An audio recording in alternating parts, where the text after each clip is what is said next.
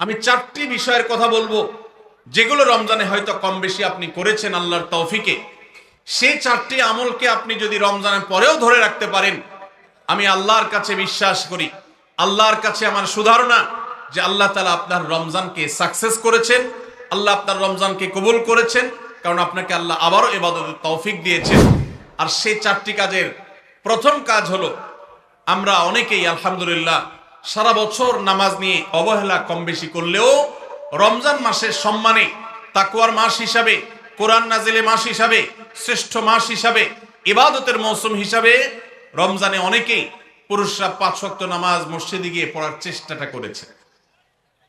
মা বোনরা ওয়াক্ত হওয়ার পর দেরি না করে তারা নিজ নিজ অবস্থানে নামাজটা আদায় করার চেষ্টা করেছে।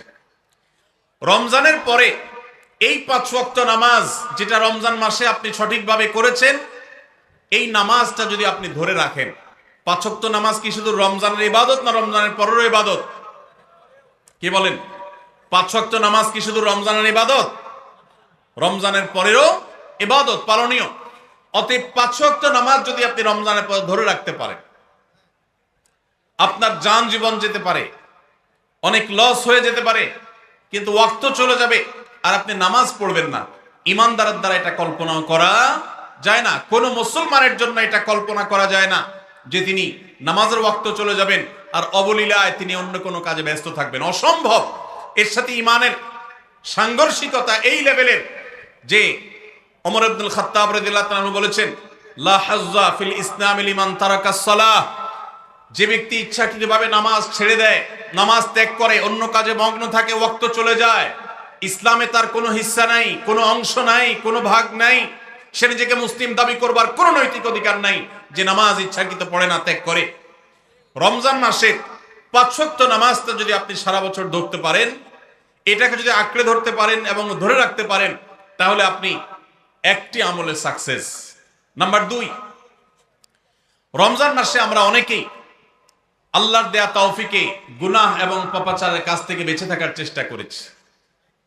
চোখের জিনা, কানের গুনাহ, হাত দ্বারা কৃত অপরাধ, নানাবিধ অপরাধ থেকে আমরা বেঁচে থাকার চেষ্টা করেছি। আল্লাহ তৌফিক দিয়েছেন। কেন? কারণ রমজান মাস তাকওয়ার মাস, গুনাহ ছাড়ার মাস, সেজন্য আমরা গুনাহ ছাড়ার চেষ্টা করেছি। এই যে রমজান মাসে আমরা পাপাচারের কাজ বর্জন করে থাকার চেষ্টা করেছি, রমজানের পরেও যদি এই চেষ্টাটাকে অব্যাহত রাখতে পারি, এটাকে যদি আমরা ধরে রাখতে পারি, ইনশাআল্লাহ আমার রমজান সাধনা সার্থক হয়েছে, আমার রমজান ইবাদত কবুল হয়েছে আল্লাহর কাছে। এটা বুঝার সবচেয়ে বড় আলামত হলো রমজানের পরেও আপনি আমল ইবাদতের পাশাপাশি গুনাহগুলো থেকে বেঁচে থাকার চেষ্টা করছেন।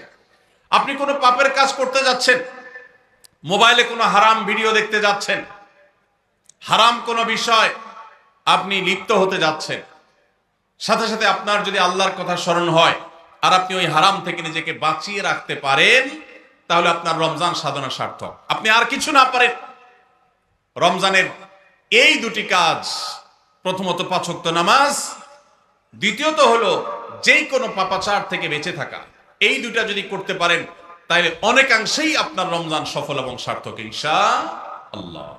প্রিয় ভাইরা আমার, আল্লাহ যেখানে বলেই দিয়েছেন ইন্নামা ইয়াতাকাব্বালুল্লাহু মিনাল মুত্তাকিন, আল্লাহ শুধু মুত্তাকিদেরটাই কবুল করেন। মুত্তাকি না হয়ে আল্লাহর কাছে কিছু উপস্থাপন করলে, পেশ করলে, দান দক্ষিণা করলে, কুরবানি করলে, নেক আমল করলে আল্লাহ সেটা কবুল করেন না, মুত্তাকিদেরটাই কবুল করেন। অতএব আপনি মুত্তাকি কিনা তার পরিচয় হবে, তার প্রমাণ হবে আপনি পাপাচার থেকে বাঁচার জন্য সংগ্রাম করছেন কিনা। আপনি যদি গুনাহ থেকে বাঁচার জন্য সংগ্রাম করেন, চেষ্টা করেন, সাধনা করেন, পরিশ্রম করেন, নিয়ত করেন, ইচ্ছা করেন এবং এর জন্য আপনি পদক্ষেপ গ্রহণ করেন, তাহলে তার মানে হলো আপনি মুত্তাকি। যত বেশি গুনাহ থেকে বাঁচার চেষ্টা করতে পেরেছেন তত বড় মাপের মুত্তাকি। আর যত বড় মাপের মুত্তাকি, রমজানের ইবাদত তত বেশি আল্লাহর কাছে কবুল হয়েছে, সেই ধারণা আল্লাহর কাছে আমরা পোষণ করতে পারি ইনশাআল্লাহ। প্রিয় ভাইরা আমার, একজন সাহাবী নবী করিম সাল্লাল্লাহু আলাইহি সাল্লামকে জিজ্ঞাসা করেছেন, হে আল্লাহর রাসূল, কিভাবে আমি সবচেয়ে বড় ইবাদত গুজার হব, সবচেয়ে বড় আমলকারী কিভাবে হতে পারি? আমাদের কাছে বহু মানুষ কাগজ লিখে পাঠান, চিরকুট লিখে দেন, যে হুজুর কোন আমলটা করলে বেশি সওয়াব হবে, আল্লাহ বেশি সন্তুষ্ট হবেন, আল্লাহর ইবাদত বেশি হবে কোন আমলটা করলে? প্রিয় ভাইরা আমার, নবী করিম সাল্লাল্লাহু আলাইহি সাল্লাম বলেছেন, ইত্তাকিল মাহারিমা তাকুন আবাদান নাস। তুমি হারাম কাজ থেকে বেঁচে থাকো, অবৈধ কাজ থেকে নিজেকে বিরত রাখো, গুনাহের ধারে কাছেও যেও না, পাপাচারের পথ মারিও না। তুমি সবচেয়ে বড় ইবাদত গুজার হবে, সবচেয়ে বড় নেক আমল হতে পারবে। অনেক বেশি নফল রোজা রাখে, অনেক বেশি দোয়া দুরূদ পড়ে, অনেক বেশি কোরআন তেলাওয়াত করে, অনেক বেশি নফল দান সাদেকা করে, অনেক বেশি নফল কাজ করে, এই লোক আল্লাহর খাতা বড় ইবাদত গুজার নয়। আমাদের স্মৃতিতে ইবাদত গুজার বলতে ভেসে ওঠে সারাক্ষণ নামাজের রত থাকা মানুষের কথা। আমাদের স্মৃতিতে ভেসে ওঠে ইবাদত গুজার মানে হলো ঘন ঘন নফল রোজা রাখা ব্যক্তির ছবি। আমাদের স্মৃতিতে ইবাদত গুজার বলতে ভেসে ওঠে যে ব্যক্তি অনেক বেশি নফল আমল, জিকির, আজকার ইত্যাদিতে মাশগুল থাকে।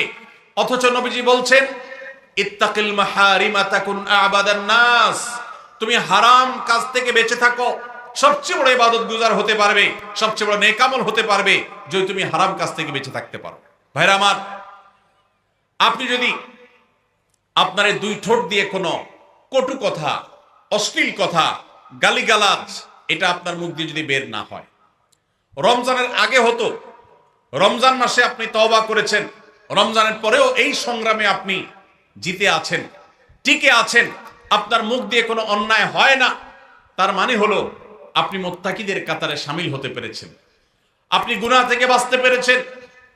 আপনার আমল দেখা যায় না, কিন্তু এই যে গুনাহ থেকে বাঁচার সংগ্রামে আপনি জিতে গেছেন, আপনি নিজেকে বাঁচিয়ে রাখতে পেরেছেন, এটাই হলো আপনার সফলতা, এটাই হলো আপনার সার্থকতা।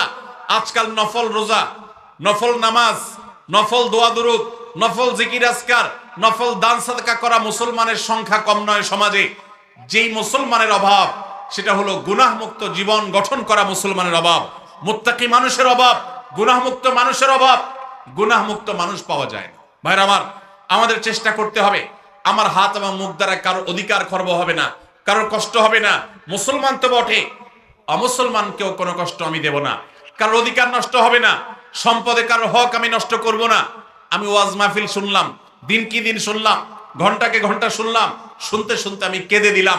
2 পয়সার কোনো ভ্যালু নাই যদি আমি দোকানদারি করতে গিয়ে কাস্টমারের সাথে 2 নাম্বারি করি, কাস্টমার হয়ে দোকানদারের সাথে 2 নাম্বারি করি, জমির আইল ঠেলাঠেলি করি, আরেকজনের ফসল আমি নিজে তুলে নিয়ে আসি, অন্যায়ভাবে কারোর হক নষ্ট করি, কথা দিয়ে কাউকে কষ্ট দেই, আচরণ দিয়ে কাউকে কষ্ট দেই, কারোর কোনো অধিকার নষ্ট করি, কারোর গীবত শিকায়েত করি, কারোর পেছনে তার সমালোচনা করি, বিদ্রুপ করি, কাউকে আমরা ব্যঙ্গ নামে ডাকি, ফেসবুকে, সোশ্যাল মিডিয়াতে অথবা অফলাইনে, অনলাইনে, যে কোনো সেক্টরে, যে কোনো জায়গাতে, যেই কোনো প্ল্যাটফর্মে এ ধরনের গুনাহের কাজে যদি আপনি লিপ্ত থাকেন, তো আপনার এই শত শত মাহফিল, হাজারো মাহফিল শোনা, মাহফিলে আসা, এটার কোনো মানে হতে পারে না।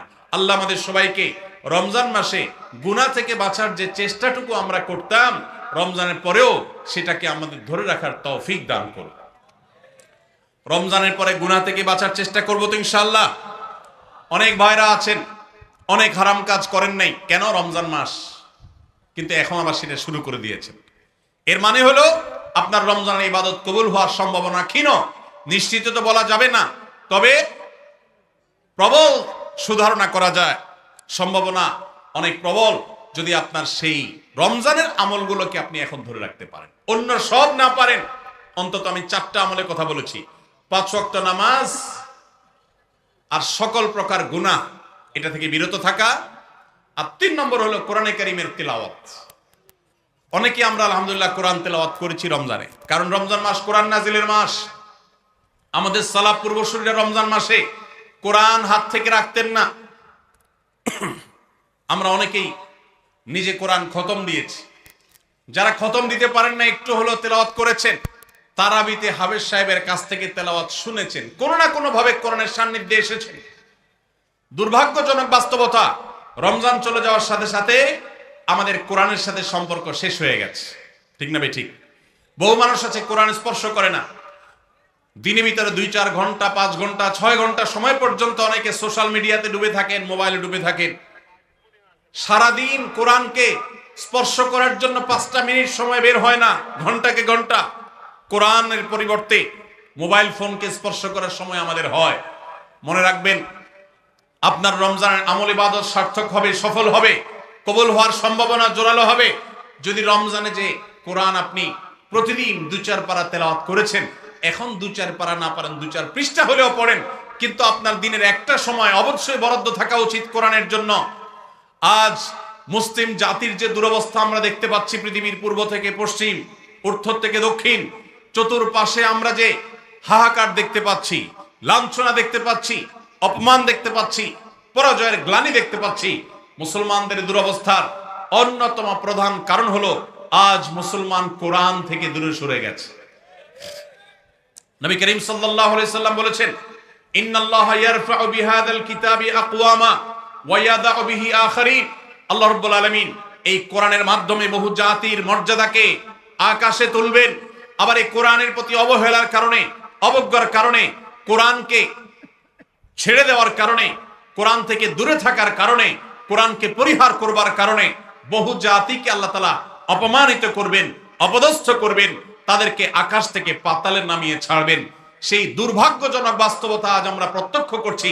মুসলমানের ঘরে কোরআন পড়ার কোনো অভ্যাস নেই, কোরআনের চর্চা নেই, কোরআনের আলোচনা নেই, কোরআনের আলোকে জীবন গড়বার কোনো পরিকল্পনা আমাদের মধ্যে নেই। এজন্য ভাইরা, রমজান মাসে যে কোরআনের সান্নিধ্যে আমরা ছিলাম, রমজানের পরে অল্প অল্প করে হোক প্রতিদিন আপনি কোরআন তেলাওয়ার চেষ্টা করেন।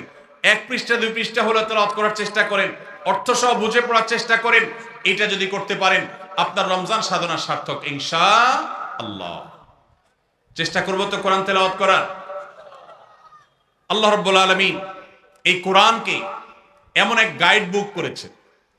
কোরআনের সবচেয়ে বড় মিরাকল হলো, কোরআনকে যে যত বেশি আঁকড়ে ধরতে পারবে, দুনিয়াতে আল্লাহ তাআলা তাকে তত বেশি সম্মানিত করবেন। ইসলামের ইতিহাসের সোনালী যুগের যারা স্বর্ণ মানব ছিলেন, সেই খুলাফায়ে রাশেদা, তাদের পরবর্তী যুগের যে সোনালী ইতিহাস ছিল, যখন বিশ্ব মুসলমানের পদতলে ছিল, মুসলমান যখন বিশ্বের সুপার পাওয়ার ছিল, গোটা বিশ্বে মানবতা তার সর্বোচ্চ শিখরে যখন আসীন হতে পেরেছে, মানবতা সবচেয়ে বেশি যখন প্রতিষ্ঠিত হয়েছে, যখন মুসলিম নয় শুধু অমুসলিমরাও সবচেয়ে সুখে শান্তিতে পৃথিবীতে বসবাস করতে পেরেছে, কারণ অধিকার খর্ব করা হয় নাই, অধিকার আদায়ের মতো আজকের পৃথিবীতে যে নাটক চলমান আছে, সেই নাটক তখন হয়নি। সেই সোনালী অতীত মুসলমানদের যে ছিল, তখনকার মুসলমানরা কোরআনকে তারা আঁকড়ে ধরেছিল, কোরআনকে তারা মাথায় রেখেছিল, কোরআনকে তারা জীবনে ধারণ করেছিল, কোরআনকে তারা সবসময় স্মরণ করেছে, বরণ করেছে, গ্রহণ করেছে, কোরআন দিয়ে নিজের জীবনকে সাজিয়েছে, তার সুফল তারা পেয়েছে। আজ কোরআন আমাদের কাছে অবহেলিত, কোরআন আমাদের কাছে আজ সবচেয়ে বেশি পরিত্যক্ত। যেই গ্রন্থ বছরে আমরা রমজান মাস ছাড়া অনেকে উল্টায় দেখি না, পাঠ করি না। মোবাইলে আমার বহু অ্যাপ আছে, সাথে কোরআনের অ্যাপও আছে। আমি সোশ্যাল মিডিয়ার অ্যাপগুলো দিনের ভিতরে 50, 60, 70, 80, 100 বার ওপেন করলেও কোরআনের অ্যাপটা দিনে একবার ওপেন করা হয় না। কোরআনের জন্য কোনো সময় আমার বরাদ্দ নাই। আমাদের বাসা বাড়িতে অনেক কিছু চলে, কোরআন তেলাওয়াত চলে না। বহু কিছু নিয়ে আড্ডা হয়, কোরআন নিয়ে পাঠচক্র হয় না, গ্রুপ ডিসকাশন হয় না, আলোচনা পর্যালোচনা হয় না। এইরকম পরিবার আজ ঘরে ঘরে, প্রত্যেকটা জায়গায় জায়গায়। আর এই কারণে আজ আমাদের দুরবস্থা আমরা দেখতে পাচ্ছি পৃথিবীর চতুর্প্রান্তে রয়েছে। আল্লাহ তাআলা আমাদের সবাইকে কোরআনকে সারা জীবনের জন্য আমাদের সাথী করার তৌফিক দান করুন। কোরআন নিয়মিত পড়বেন তো ইনশাআল্লাহ?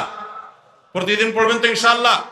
আল্লাহ আমাদের সবাইকে প্রতিদিন কোরআন তেলাওয়াতের তৌফিক দান করুন, কোরআন বুঝে পড়ার তৌফিক দান করুন, কোরআনের আলো থেকে আলো গ্রহণ করবার তৌফিক দান করুন, সমাজ এবং রাষ্ট্রকে কোরআন দিয়ে সাজাবার তৌফিক দান করুন। বলুন আমিন। নাম্বার 4, শেষ পয়েন্ট। রমজান উপলক্ষে আমরা অনেকেই ভোর রাতে সাহরি খেতে উঠে আল্লাহর কাছে কম বেশি দোয়া করার চেষ্টা করেছি, 2-4 রাকাত তাহাজ্জুদ নামাজ পড়ার চেষ্টা করেছি, ঠিক না ঠিক? ইফতার সামনে নিয়ে অনেকে দোয়া করেছেন। রমজান মাসে রোজাদারের দোয়া কবুল হয় দিনের বেলা, অনেকে দোয়া করেছেন। রমজান শেষ, তাহাজ্জুদ পড়া তো ভোর রাতে উঠে দূরের কথা, অনেকের ফজর নামাজ পড়াটাই কঠিন হয়ে গেছে, ঠিক না ঠিক? আজ রমজানের পরে রমজানের সেই আমলের ধারাবাহিকতা, অর্থাৎ ভোর রাতে তাহাজ্জুদের নামাজ পড়ার যদি কেউ অভ্যাস ধরে রাখতে পারেন, এটা হবে সবচেয়ে বড় অর্জন। এটা যদি না পারেন, অন্তত ফজরের নামাজ, 5 ওয়াক্ত নামাজ তো পড়বেনই, ফজর নামাজ স্পেশালি জামাত যাতে কোনোভাবে মিস না হয়। আর দিন এবং রাত 24 ঘন্টার কোনো একটা সময় আল্লাহর কাছে দুহাত তুলে দোয়া করার অভ্যাস গড়ে তুলবেন। চেষ্টা করবেন তো ইনশাআল্লাহ। কয়েকটা সময়ের দোয়া আল্লাহর কাছে করলে সেটা বিফলে যায় না। এর ভিতরে একটা হলো ভোর রাতের দোয়া, আরেকটা হলো 5 ওয়াক্ত নামাজের পরের দোয়া, আরেকটা দোয়া কবুলের সময় আছে শুক্রবারে। কোন সময় হাদিস এটা ফিক্স করা হয় নাই, তবে হাদিস বিশ্লেষকগণ অনেকেই বলেছেন সেই সময়টা হলো জুমার দিন আসরের পরের সময়। জুমার দিন আসরের পরে সূর্য ডুবার আগ পর্যন্ত আল্লাহর কাছে যদি দোয়ায় মাশগুল থাকেন, বাসা বাড়িতে আছেন, কর্মস্থলে আছেন, রাস্তাঘাটে আছেন, যেখানে যে অবস্থায় আছেন, জুমার দিন শুক্রবার বাদ আসর সূর্য ডুবার আগ পর্যন্ত দোয়া কবুলের মোক্ষম একটা সময়, অসাধ্য সাধন করবার সময়, একেবারে অসম্ভবকে সম্ভব করার সময়, আল্লাহর কাছ থেকে সবকিছু নিজের করার সময়। এই জন্য এই সময়গুলো আমরা মিস করব না। তো রমজান মাসের দোয়ার অভ্যাসটা যদি রমজানের পরে আপনি ধরে রাখতে পারেন, ব্যাস এনাফ। 5 ওয়াক্ত নামাজ, সকল প্রকার হারাম পাপাচার বর্জন, কোরআনে কারীমের তেলাওয়াত অল্প অল্প করে হলেও প্রতিদিন একটা সময় ফিক্স করে যে এই সময় কোরআন তেলাওয়াত ছাড়া কিছু করব না।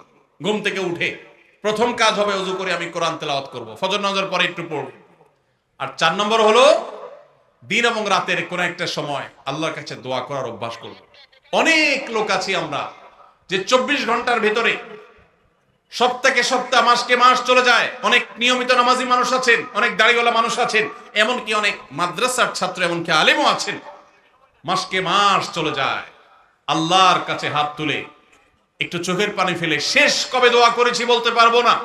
এর চাইতে বড় হতভাগা আর কেউ হতে পারে না। এই জন্য রমজান মাসের দোয়ার আমলটা, রমজানে হয়তো আপনি দিনে 4 বার 5 বার করেছেন, রমজানের পরে একবার করেন। রমজানে হয়তো 10 মিনিট 15 মিনিট 20 মিনিট ধরে দোয়া করেছেন, রমজানের পরে অন্তত 2 মিনিট ধরে দোয়া করেন। এই 4টা কাজ, 5 ওয়াক্ত নামাজ, সকল পাপাচার বর্জন, কোরআনে কারীমের তিলাওয়াত, আর দিন এবং রাতের কোন একটা সময় আল্লাহর কাছে দোয়ায় মাশগুল হওয়া, এই 4টা কাজ রমজানের, এগুলো যদি আপনি ধরে রাখতে পারেন তো ইনশাআল্লাহ আপনার রমজান সাধনা, আপনার রমজান ইবাদত বন্দেগী আল্লাহর কাছে কবুল হয়েছে। আল্লাহ আপনাকে মুত্তাকি হওয়ার তৌফিক দিয়েছেন, মুত্তাকিদেরটাই আল্লাহ কবুল করেন। অতএব আপনার রমজান ইবাদত এবং সাধনা কবুল হয়েছে, সার্থক হয়েছে, সেই সুধারণা আপনি পোষণ করতে পারেন। সবাই চেষ্টা করবো তো ইনশাআল্লাহ।